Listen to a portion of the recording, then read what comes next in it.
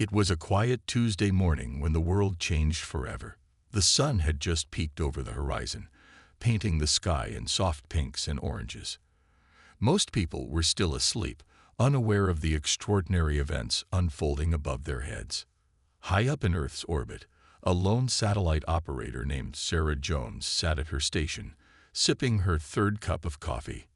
Her eyes were fixed on the monitors, watching for any unusual activity. Suddenly, her screen lit up with alerts. Sarah blinked, wondering if she was seeing things. "That can't be right," she muttered, rubbing her eyes. But the readings were clear. A massive object, no, multiple objects, had just entered Earth's solar system, and they were moving fast. Sarah's hands flew over her keyboard, double-checking the data. Her heart raced as she realized what she was seeing. Without hesitation, she hit the red alert button. Klaxons blared throughout the facility. Within minutes, bleary-eyed scientists and military personnel rushed into the control room. They crowded around Sarah's station, their faces a mix of disbelief and fear. "What are we looking at, Jones?" barked Colonel Adams, his bushy eyebrows furrowed. Sarah took a deep breath. "Sir, it appears to be a fleet. An alien fleet." The room fell silent. The word alien hung in the air, heavy with implications. As the day progressed, the news spread like wildfire. Governments around the world scrambled to respond. Emergency meetings were called, and world leaders huddled with their advisors. In Washington, D.C., President Emily Chen stood in the Situation Room, surrounded by grim-faced generals and scientists. The atmosphere was tense, filled with uncertainty and fear. "What do we know?" President Chen asked, her voice steady despite the gravity of the situation. Dr. Rajesh Patel, the head of NASA, stepped forward. "Madam President, the alien fleet consists of approximately 50 ships of varying sizes. The largest is about the size of Manhattan." A collective gasp filled the room. Dr. Patel continued, "They're currently holding position just beyond the moon's orbit. We've detected no hostile actions, but their ships appear to be in bad shape." President Chen raised an eyebrow. "Bad shape? What do you mean?" "Many of the ships show signs of severe damage," Dr. Patel explained. "We're picking up erratic energy signatures, suggesting malfunctioning systems." As the day wore on, similar scenes played out in capitals around the world. In Beijing, Premier Lai Wei called an emergency session of the Politburo. In Moscow, President Ivanov consulted with his top military brass. In New Delhi, Prime Minister Sharma addressed a nation gripped by both fear and curiosity.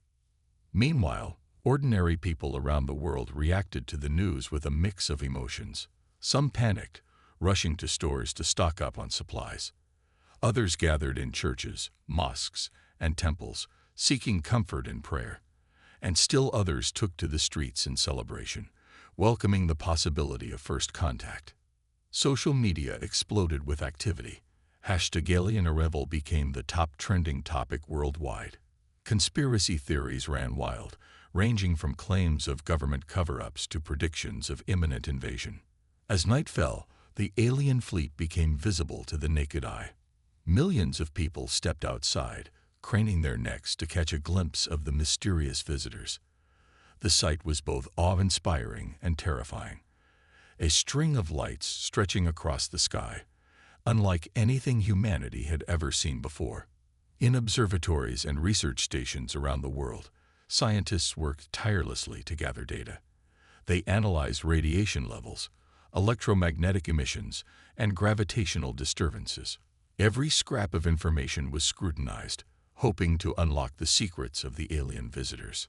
Dr. Elena Rodriguez, a renowned astrophysicist, made a startling discovery. "These ships," she announced to her colleagues, "they're not just damaged. They're dying." Her words sent shockwaves through the scientific community. The implications were staggering. These weren't conquerors or explorers.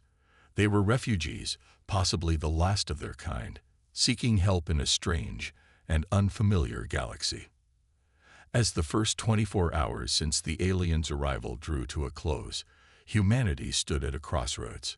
The choice they faced would define their species for generations to come.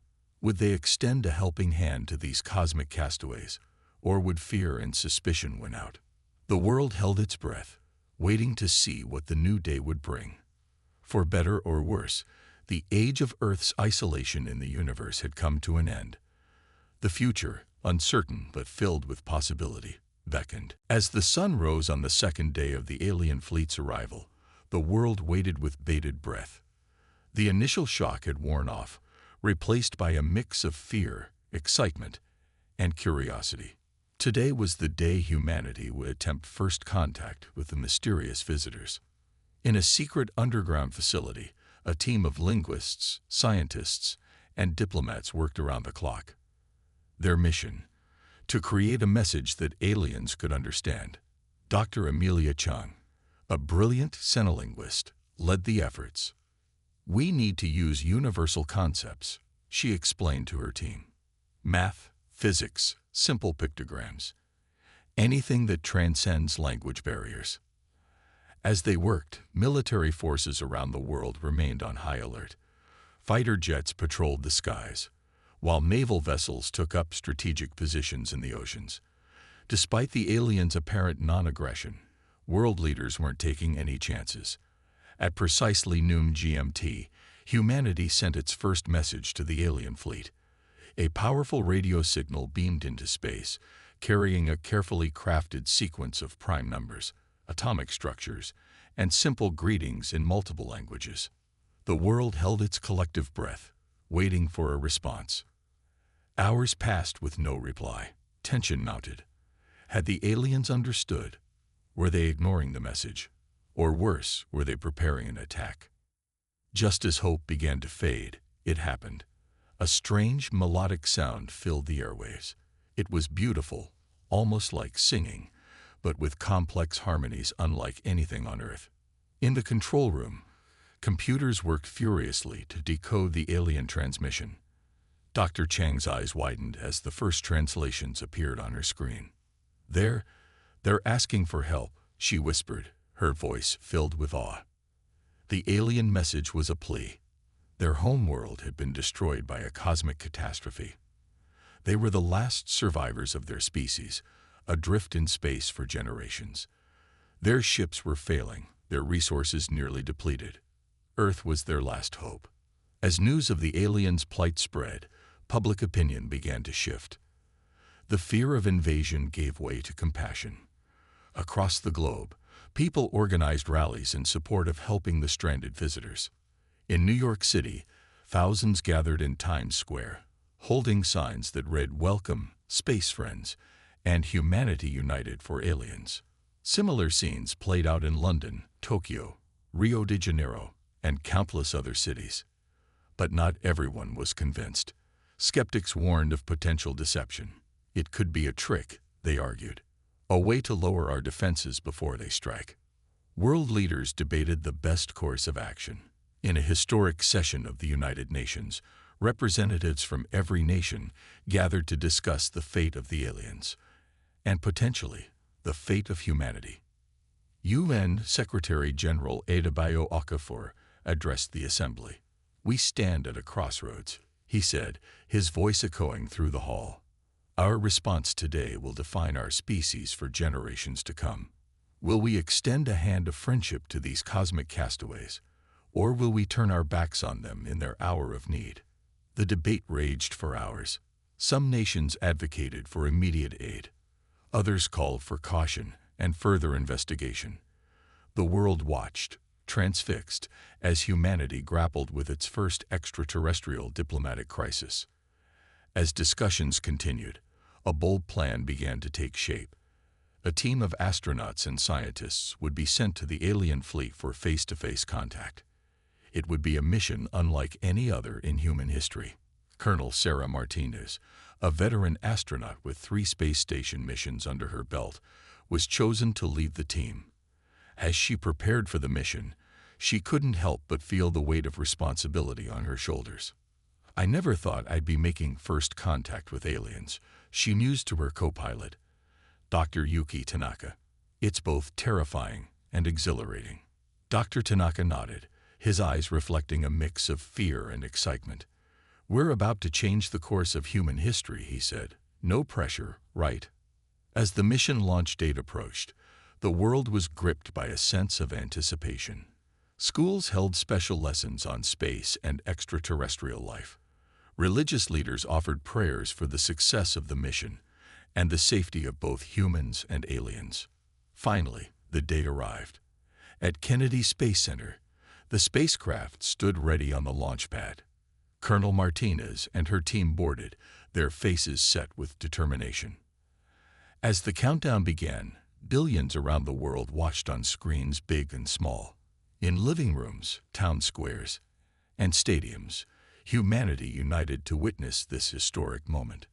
The engines roared to life. Flames erupted from the launch pad. Slowly at first, then with increasing speed, the spacecraft rose into the sky. It carried with it the hopes, dreams, and goodwill of an entire planet. As the ship disappeared into the blue expanse, a new chapter in human history began. The journey to meet their cosmic neighbors had begun. What awaited them in the vastness of space, only time would tell. Colonel Sarah Martinez and her team approached the alien mothership with a mix of awe and trepidation.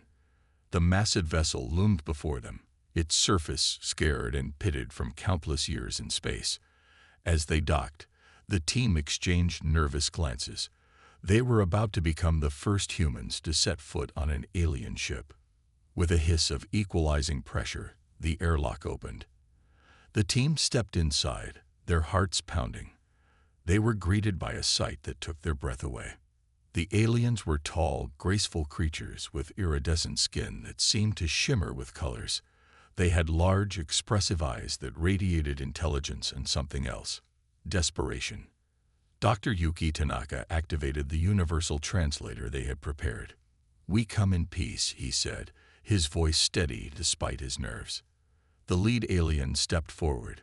When it spoke, the translator converted its melodic tones into English. "We welcome you, humans of Earth. We are the Zarquin. We thank you for answering our call for help." As the two species began to communicate, the full extent of the aliens' plight became clear. Their journey had lasted for generations, fleeing the supernova that destroyed their home world. Now, their ships were failing, their power sources depleted. "Our main reactor is beyond repair," the alien explained, leading them to a vast chamber at the heart of the ship. "Without it, we cannot maintain life support or propulsion systems. We have perhaps one Earth month before." The alien didn't need to finish the sentence. The implications were clear. Without help, the entire Zarquin race would perish. Colonel Martinez frowned as she examined the alien technology. It was far more advanced than anything humanity had ever created. "I'm not sure we have the capability to fix this," she admitted. The alien's large eyes seemed to dim with disappointment. "We feared as much. Our technology is based on principles your science may not yet comprehend." But Dr. Tanaka wasn't ready to give up. "Maybe we can't fix it directly," he said, his mind racing. "But perhaps we can find a way to adapt our technology to work with yours." Back on Earth, the team's report caused a stir. The task seemed impossible. Integrate human technology with an alien power system beyond their understanding, all within a month. World leaders convened an emergency summit. The best scientists and engineers from every nation were called upon. It was to be the greatest collaborative effort in human history. In a hastily assembled facility, brilliant minds from around the globe worked tirelessly. They pored over the data from the alien ship, arguing theories and testing hypotheses. But as days turned into weeks, frustration mounted. Every promising idea led to a dead end. Dr. Elena Rodriguez, the astrophysicist who first realized the aliens' plight, found herself working alongside Dr. Amit Patel, a quantum engineer from India. They had been arguing over a particular theory for days. "It's impossible," Dr. Rodriguez exclaimed, throwing her hands up in frustration. "We can't just invent new physics in a month." Dr. Patel rubbed his tired eyes. "Maybe we don't need to," he said slowly, an idea forming. What if we're approaching this all wrong? We're trying to understand their technology, but what if we focus on the energy requirement instead? Their conversation sparked a new line of thinking. Instead of trying to repair the alien reactor, what if they could provide an alternative power source? It was a long shot, but it was the best idea they had. As the deadline loomed closer, humans and aliens worked side by side. The Zarquin shared what knowledge they could, while the humans brought their ingenuity and resourcefulness to bear. They faced setback after setback. Prototypes failed, theories crumbled, and hope began to fade. The weight of an entire alien race's survival pressed down on them. With just days to spare, Dr. Rodriguez had a breakthrough. She burst into the main lab, her eyes wild with excitement. "I've got it," she shouted, waving a tablet filled with complex equations. "We can use quantum entanglement to create a bridge between our power sources and their systems." The lab erupted into a flurry of activity. Engineers and aliens worked around the clock, building and testing the new device. It was a hodgepodge of human and alien technology, held together as much by hope as by science. As the final hours ticked away, they installed the device on the alien mothership. The air was thick with tension as they initiated the power-up sequence. For a moment, nothing happened. Then, with a low hum, the alien systems flickered to life. Lights blazed across the ship, and a cheer went up from humans and aliens alike. They had done it. Against all odds, humanity had risen to the challenge. The impossible task had been accomplished.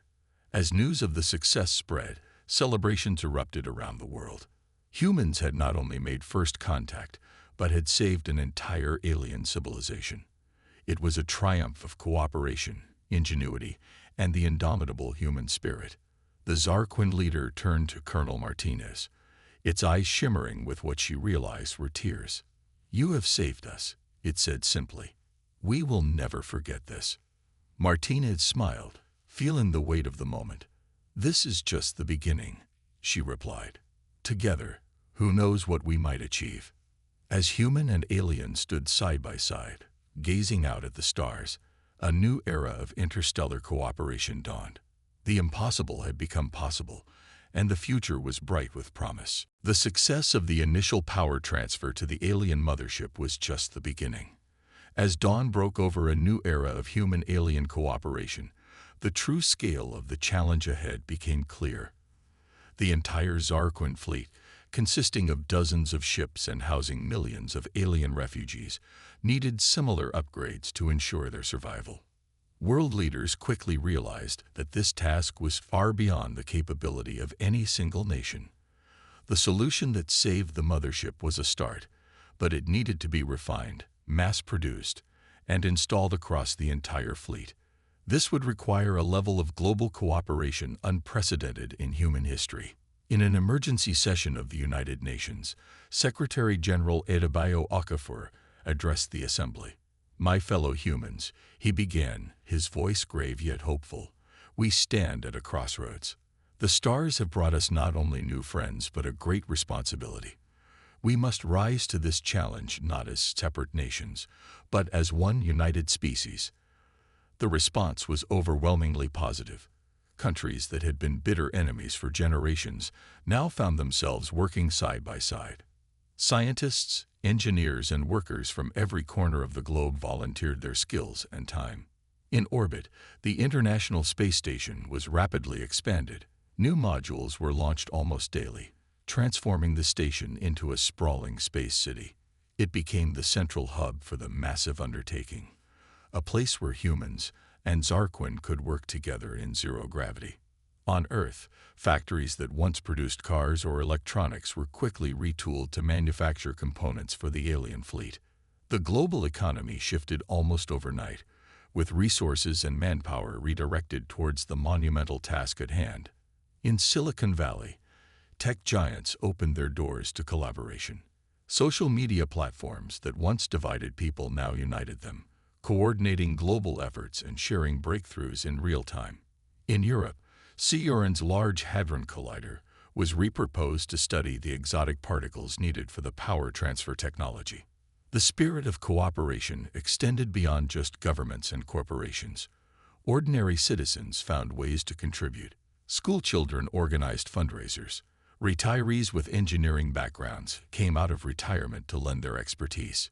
Universities around the world shifted their research priorities, with students and professors working around the clock on various aspects of the project. However, the path was not without obstacles. Cultural misunderstandings between humans and Zarquin led to setbacks. Some fringe groups protested against helping the aliens, fearing the loss of resources or changes to human society. There were accidents too, as humans grappled with alien technology they didn't fully understand. Despite these challenges, the project pressed on. In Houston, NASA's mission control was expanded into a global command center. Massive screens displayed real-time updates from every corner of the Earth and the fleet above. Controllers from dozens of countries worked in shifts, coordinating the intricate dance of resources and personnel. Dr. Elena Rodriguez, now heading the scientific division of the project, stood before the main screen, her eyes darting between data streams. "We're making progress," she announced to the room, "but we're cutting it close. The Zarquin ships in the outer orbit are showing critical power levels." Her words spurred everyone to greater efforts. In Kazakhstan, the Baikonur Cosmodrome launched rockets around the clock, ferrying supplies and personnel to the growing orbital construction yards. In the Indian Ocean, a fleet of ships worked to lay a massive power cable on the seafloor, part of a global energy grid designed to power the orbital efforts. As weeks turned into months, the impossible began to seem possible. One by one, Zarquin ships were upgraded and brought back from the brink of failure. Each success was celebrated around the world, humanity cheering for ships they couldn't see but knew were carrying the hopes of an entire alien civilization. The work was grueling, the hours long, but there was a sense of purpose that united everyone involved. Bonds formed between humans and Zarquin as they worked side by side. Stories of friendship, cultural exchange, and even romance between the two species began to circulate, capturing the world's imagination. In a poignant moment that was broadcast globally, a young human engineer named Maya Patel and her Zarquin counterpart, Zixera, completed the upgrade on the last ship in the fleet. As systems came online and the ship's lights flickered to life, Maya and Zixera embraced, their joy transcending the boundaries of their species. The image of their hug became a symbol of the project's success, a testament to what could be achieved when humanity united for a common cause. It was shared millions of times, inspiring artwork, poetry, and songs celebrating this new chapter in human history. As the immediate crisis passed, people began to look to the future. The technology developed for the Zarquin fleet had pushed human science ahead by decades. The infrastructure built for the project promised to revolutionize space exploration and colonization. More importantly, the experience had changed humanity itself. Old rivalries seemed petty in the face of what had been accomplished. There was a new sense of global identity, a feeling that Earth was not just a collection of nations, but a single united world ready to take its place in a larger galactic community. As the sun set on this monumental chapter of human history, people around the world looked up at the stars with new eyes.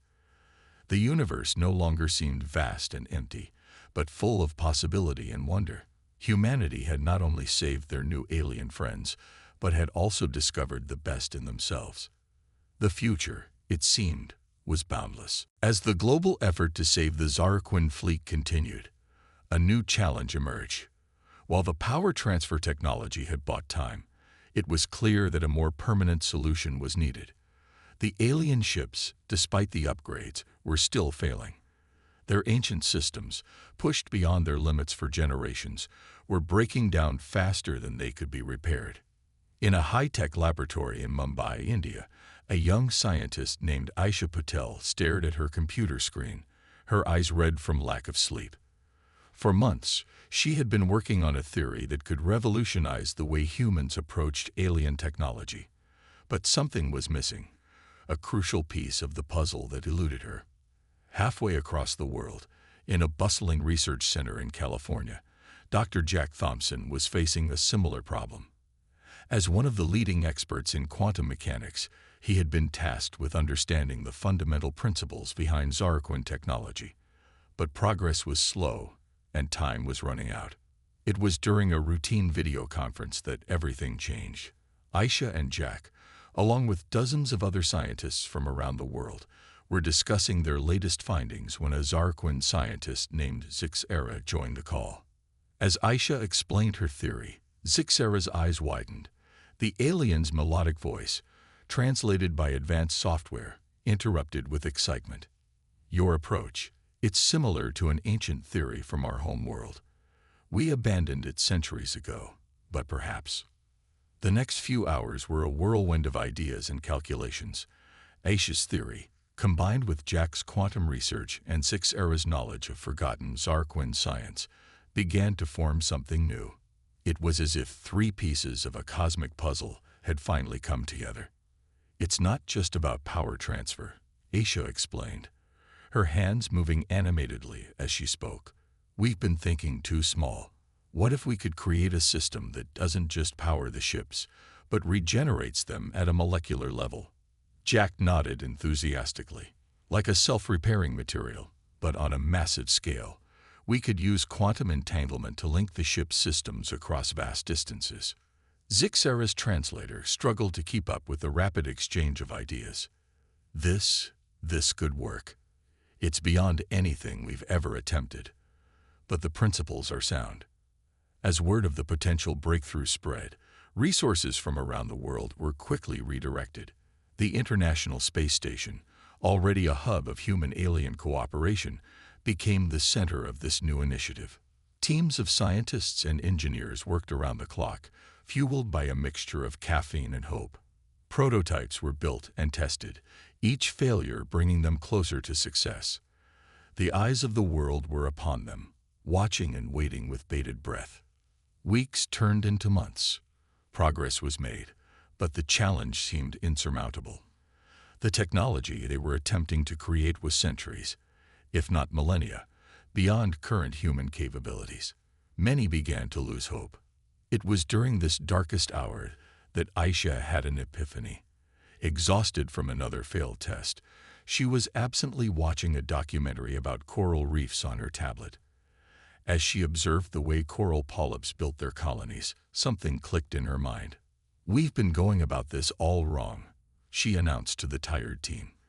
"We're trying to create one massive system, but what if we mimicked nature? Millions of tiny systems working together, like a living organism." Her idea sparked a new round of feverish work. The team redesigned their approach from the ground up, incorporating principles from biology, quantum physics, and alien science. Slowly but surely, they began to see results.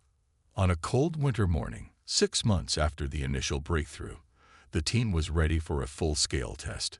A small Zarquin scout ship, on the verge of complete systems failure, was chosen as the test subject. As the world watched via live stream, Aisha, Jack, and Zixera initiated the new system. For a heart-stopping moment, nothing happened. Then, like magic, the scout ship began to glow. Damaged hull plates smoothed out, corroded circuitry renewed itself, and failing systems came back online. The control room erupted in cheers. Aisha and Jack hugged, tears streaming down their faces. Zixera's skin shimmered with emotions that needed no translation. They had done it. News of the success spread across the globe and beyond. Humanity had not only risen to the challenge of saving the Zarquin, but had created something that would change the course of both their civilizations. In the days that followed, plans were quickly made to implement the new technology across the entire Zarquin fleet, but the implications went far beyond just saving the aliens. This breakthrough promised to revolutionize human technology, opening up possibilities that had once been the realm of science fiction. As Aisha stood on the observation deck of the space station, looking down at the blue marble of Earth, she felt a sense of awe. A girl from Mumbai and a scientist from California, working with an alien from across the stars, had changed the course of history. "We did it," She whispered to herself, her heart full of pride and wonder. We really did it. The breakthrough was more than just a scientific achievement. It was a testament to the power of collaboration, the importance of diverse perspectives, and the incredible potential that lay in combining human ingenuity with alien wisdom. As humanity looked to the stars, they did so not with fear, but with hope and excitement for the future they would build together with their new alien friends. The euphoria of the breakthrough was short-lived. As the team began preparations to implement the new technology across the Zarquin fleet, they received alarming news. The life support systems on several of the alien ships were failing much faster than anticipated. What they thought was a matter of months had suddenly become a race against time measured in weeks, perhaps even days. Dr. Elena Rodriguez, now the head of the Joint Human Zarquin Science Team, called an emergency meeting. We have a critical situation, she announced, her face grim. The Zarquin ships in the outer orbit are showing rapid degradation. If we don't act fast, we could lose thousands of lives. The room erupted into a flurry of activity. Engineers and scientists from both species huddled over holographic displays, trying to find a way to speed up the implementation process. The breakthrough technology worked, but scaling it up to save an entire fleet in such a short time seemed impossible. Aisha Patel, the young Indian scientist who had been key to the breakthrough, spoke up. What if we prioritize? Focus on the life support systems first, then work our way through the other systems. Jack Thompson, her American colleague, nodded in agreement. We could set up a triage system, categorize the ships based on their condition, and tackle the most critical ones first. Zix Era, their Zarquin counterpart, chimed in. We could also evacuate the most damaged ships, consolidate our people on the more stable vessels while we work. As the team hashed out a plan, world leaders were briefed on the situation. The response was immediate and overwhelming. Countries around the globe mobilized their resources, redirecting everything they could spare towards the effort. Space agencies worldwide coordinated their efforts. Every available spacecraft, from small shuttles to experimental craft that had barely left the testing phase, was pressed into service. A steady stream of ships began to flow between Earth and the Zarquin fleet, ferrying supplies, equipment, and personnel. On the ground, factories worked around the clock, producing the components needed for the upgrades. Volunteers poured in from every corner of the globe, eager to help in any way they could. It was a logistics challenge unlike anything humanity had ever faced, but they rose to the occasion with determination and ingenuity. In orbit, the scene was one of controlled chaos. Human and Zarquin engineers worked side by side, racing against the clock to implement the new technology. The space around Earth became a bustling construction site, with ships and space stations serving as impromptu repair docks. Despite their best efforts, there were setbacks. Equipment malfunctions, miscalculations, and the sheer complexity of the task at hand led to frustrating delays. With each passing hour, the situation on the failing ships grew more dire. On one particularly tense day, alarms blared across the command center. A Zarquin ship housing over 10,000 aliens was on the brink of total life support failure. The upgrades were only half complete, and evacuation seemed impossible given the time constraints. In that moment of crisis, a young human engineer named Miguel Sanchez had an idea. What if we linked the ship's systems to one of ours? He suggested. Use our ship as a temporary life support while we finish the upgrades. It was a risky plan, never attempted before, but they were out of options. A human ship quickly moved into position, and the two vessels were linked. For tense hours, the human crew worked to keep both their ship and the alien vessel functioning, pushing their own life support systems to the limit. Against all odds, it worked. The Zarquin ship was stabilized long enough for the upgrades to be completed. As the new systems came online and the alien vessel hummed back to life, cheers erupted across both ships. It was a moment of triumph that embodied the spirit of cooperation that had defined this entire endeavor. This success provided a template for the rest of the operation. Human and Zarquin ships began working in tandem, supporting each other as the upgrades were implemented across the fleet. It was dangerous, exhausting work, but the combined crews pushed on, driven by a shared determination to succeed. As days turned into weeks, ship after ship was brought back from the brink. The massive undertaking began to show results. Slowly but surely, the crisis that had seemed insurmountable began to recede. Finally, after a month of non-stop work, Dr. Rodriguez stood before a joint assembly of human and Zarquin leaders. Her eyes were tired but triumphant as she delivered the news they had all been waiting for. "We've done it," she announced, her voice filled with emotion. "The last ship has been upgraded. The Zarquin fleet is stable." The room erupted in cheers and applause. Humans and aliens embraced, their joy transcending the boundaries of species. They had faced an impossible task and emerged victorious. As the celebration spread across Earth and throughout the Zarquin fleet, there was a sense that this was more than just a technological triumph. It was a testament to what could be achieved when two species came together, pooling their knowledge, resources, and determination. The race against time had been won, but it was clear to everyone that this was just the beginning. As humans and Zarquin looked to the stars together, they knew that the greatest adventures still lay ahead. The universe was vast and full of wonders, and they were ready to explore it side by side.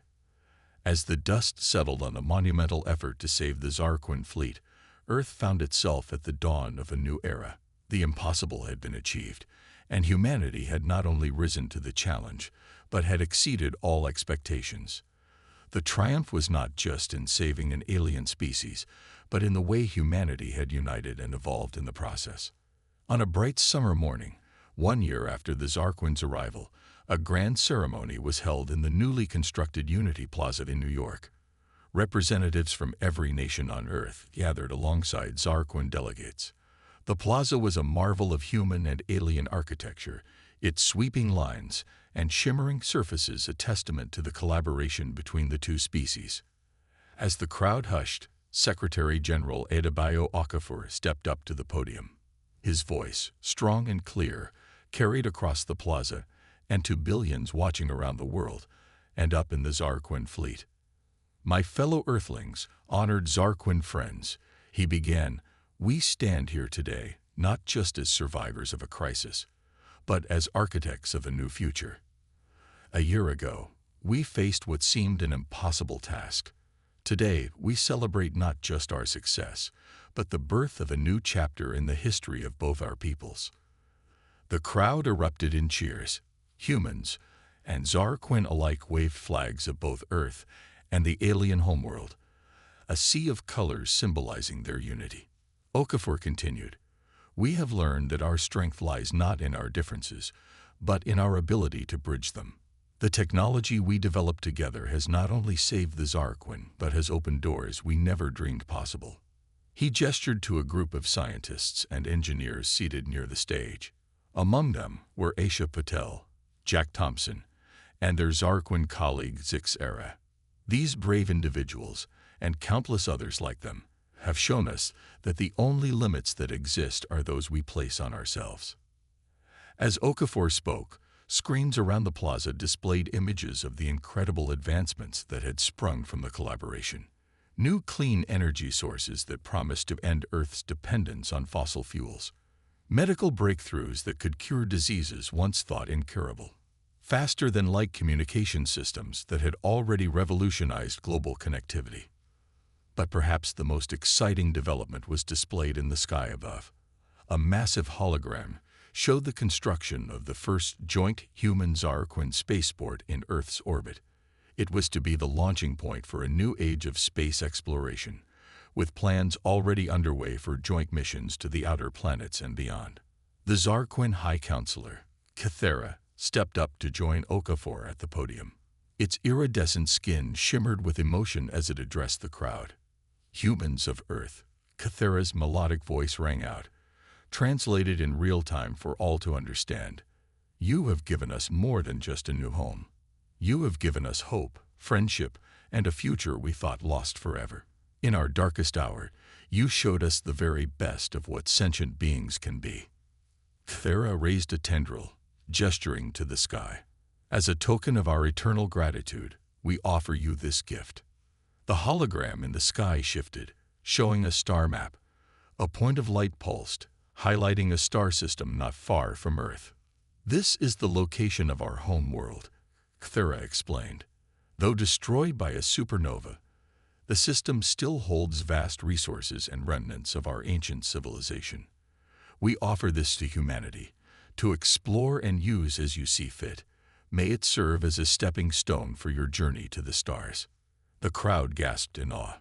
It was an unprecedented gift, one that promised to accelerate humanity's spacefaring capabilities by centuries. As the ceremony continued, the mood was one of jubilation and hope. Children from around the world performed a dance choreographed to blend human and Zarquin movements. Scientists unveiled plans for new joint research initiatives. Diplomats announced the formation of a galactic council, with Earth and the Zarquin as founding members. But perhaps the most touching moment came near the end of the event. Aisha Patel, the young scientist whose breakthrough had been crucial in saving the Zarquin, stood up to speak. Her voice trembled slightly with emotion as she addressed the crowd. "A year ago, I was just a girl from Mumbai, with a dream of making a difference," she said. "Today, I stand here as proof that every one of us has the potential to change the universe. Our victory wasn't just in the technology we created, but in the bonds we forge. We reached for the stars, and in doing so, we found the best in ourselves." As the ceremony drew to a close, fireworks exploded in the sky, their colors mixing with the shimmering hulls of Zarquin ships in orbit. It was a display of joy and unity that could be seen from space, a beacon of hope shining out into the cosmos. Humanity had not just saved an alien race. They had proven themselves worthy of joining a larger galactic community. The road ahead was long and undoubtedly filled with new challenges, but Earth faced the future not with fear, but with confidence and excitement. As night fell and the celebrations continued around the world, millions looked up at the stars with new eyes. The universe was no longer a vast, empty void, but a sea of possibilities waiting to be explored. And humanity, hand in tendril with their new Zarquin friends, was ready for the adventure.